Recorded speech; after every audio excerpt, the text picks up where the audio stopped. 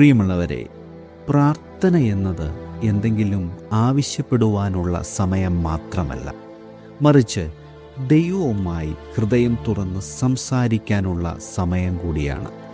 നമുക്കെല്ലാത്തിനും ഉത്തരം കിട്ടാത്ത സമയങ്ങളിലും വഴി കാണാത്ത സാഹചര്യങ്ങളിലും ദൈവം പ്രാർത്ഥനയിലൂടെ നമ്മെ സഹായിക്കുകയും ശക്തിപ്പെടുത്തുകയും നമ്മുടെ ജീവിതത്തിൽ സമാധാനം നൽകിത്തരികയും സന്തോഷം നൽകിത്തരികയും ചെയ്യുന്നു. ഫിലിപ്പിയർ 4:6-7 വാക്യങ്ങളിൽ ഇങ്ങനെ പറയുന്നു: ഒന്നിനെക്കുറിച്ചും വിചാരപ്പെടരുത്, എല്ലാറ്റിലും പ്രാർത്ഥനയാലും അപേക്ഷയാലും നിങ്ങളുടെ ആവശ്യങ്ങൾ സ്തോത്രത്തോടുകൂടെ ദൈവത്തോട് അറിയിക്കുകയത്രേ വേണ്ടത്.